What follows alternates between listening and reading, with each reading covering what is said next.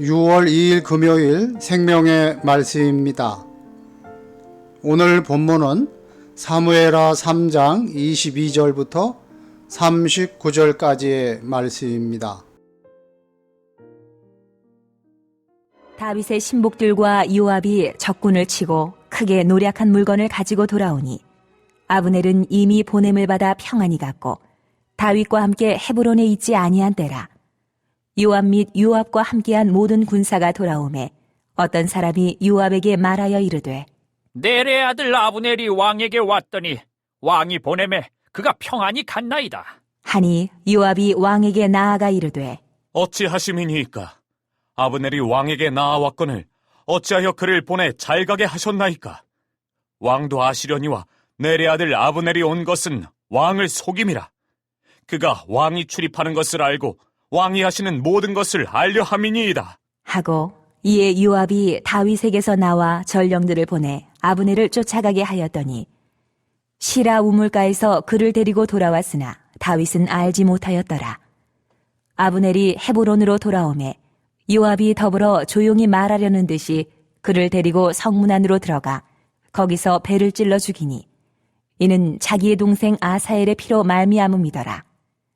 그 후에 다윗이 듣고 이르되 넬의 아들 아브넬의 피에 대하여 나와 내 나라는 여호와 앞에 영원히 무죄하니 그 죄가 요압의 머리와 그의 아버지의 온 집으로 돌아갈지어다. 또 요압의 집에서 백탁병자나 나병 환자나 지팡이를 의지하는 자나 칼에 죽는 자나 양식이 떨어진 자가 끊어지지 아니할지로다 하니라. 요압과 그의 동생 아비새가 아브넬을 죽인 것은 그가 기브온 전쟁에서 자기 동생 아사엘을 죽인 까닭이었더라.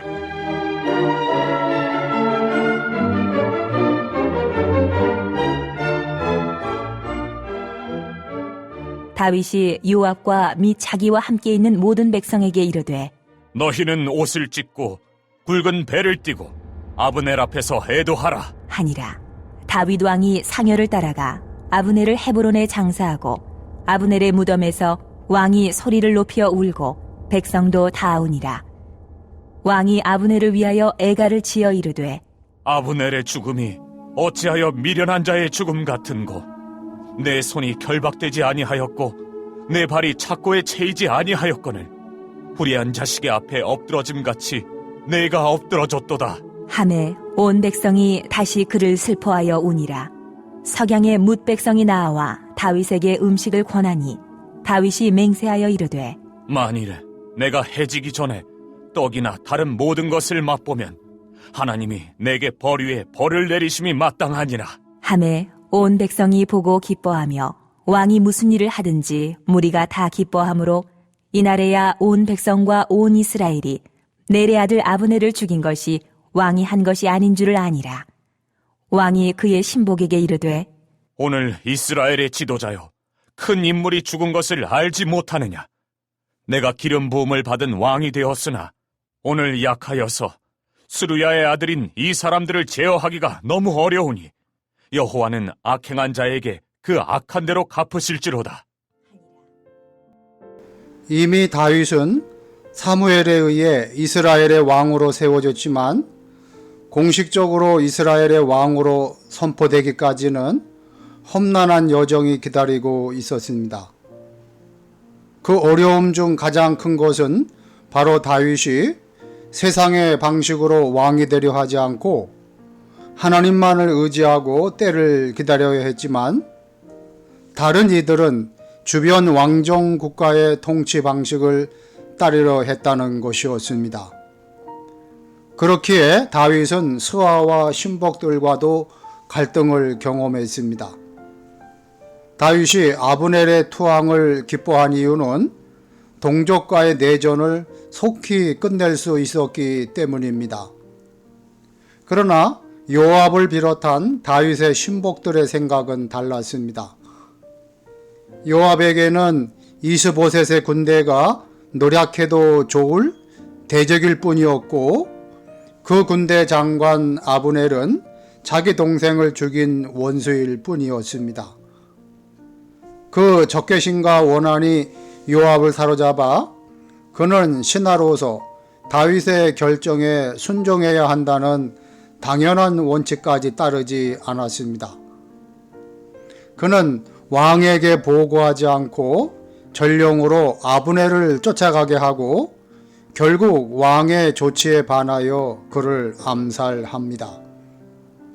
이처럼 적개심과 원한에 의해 행동하는 요압의 모습은 사울을 끝까지 왕으로 인정하며 하나님의 뜻에 순종했던 다윗의 모습과는 완전히 달랐습니다. 만약 요압과 아비새가 다윗의 명령을 따랐다면 전쟁 수행 과정에서 적장 아브넬을 죽였다고 주장할 수 있었을 것입니다. 사실 요압과 아비새는 지금 다윗을 잊게 한 1등 공신이었습니다. 하지만 다윗은 그들이 아브넬을 죽인 것을 정죄하며 자신이 그 일을 명령하지 않았음을 밝히고 있습니다. 다윗은 아무리 가까운 사람이라 하더라도 원한으로 저지른 살인을 도둔하지 않았고 오히려 적장이었던 아브넬의 장례를 치르며 깊이 애도하는 모습을 보입니다. 만약 다윗이 악행을 도둔했다면 하나님으로부터 이스라엘을 다스릴 자격을 인정받지 못하고 사울처럼 버림받을 수도 있습니다.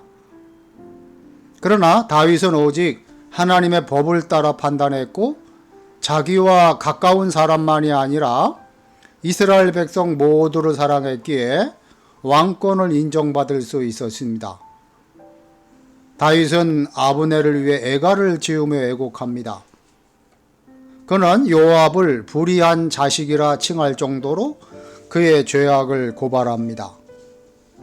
또한 다윗은 금식까지 하며 슬픔을 표현합니다. 백성은 다윗이 대적 아브넬까지 백성 중 한 명으로 인정하며 그 죽음을 슬퍼하는 것을 보았고 이스보셋을 따랐던 백성도 다윗이 자기를 용납해 줄 것이라 기대하며 기뻐했습니다. 이는 당연히 다윗의 왕권이 굳건해지는 기반이 되었습니다. 다윗은 아브넬의 죽음을 애곡하며 요압과 아비새가 자기 명령을 따르지 않았음에도 불구하고 벌할 수 없는 현실을 토로하며 하나님이 갚아주시리라 기대했습니다. 이처럼 다윗은 철저히 자기 힘이 아니라 하나님의 힘에 의지했기에 결국 이스라엘의 진정한 통치자로 인정받을 수 있었습니다.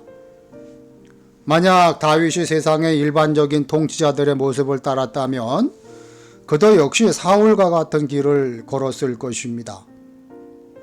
하나님이 살아계심을 믿고 그 법을 따르는 사람들은 당장은 답답하고 비효율적인 선택을 하곤 합니다. 하지만 하나님의 명령과 섭리가 가장 빠르고 확실한 길이라는 사실이 언젠가는 드러납니다. 그러므로 우리는 세상적인 상식이나 인간적 감정이 아니라 오직 하나님의 말씀을 따라야 합니다. 이렇게 성남교회 성도들은 주님과 동행하는 길이 가장 확실하다는 믿음을 갖고 늘 주님께 기도하시며 깨어있어 기도하시며 신앙생활 하시는 성도 여러분 되시기를 주님의 이름으로 축복합니다. 아멘. 기도하시겠습니다. 하나님 아버지, 제 뜻대로 일이 잘 진행되지 않을 때 만사의 주관자이신 하나님 앞에 엎드려 지혜를 구하게 하여 주시옵소서. 또 타인의 허물로 인해 오해받을 때 사람을 보지 않고 오직 하나님만 바라보게 하여 주시옵소서. 코로나가 빠른 시일 내에 종식되게 하시고 코로나 이후에 우리 성남교회가 더 부흥하는 교회, 더 하나님께 영광 돌리는 교회가 되게 하여 주시옵소서. 하나님 선물로 주신 비전센터를 잘 활용하여서 다음 세대들을 세워주고 지역사회를 섬기는 데 쓰임받게 하시고 성남교회 다음 세대가 불릴듯 일어나게 하여 주시옵소서. 예수님의 이름으로 기도하옵나이다. 아멘.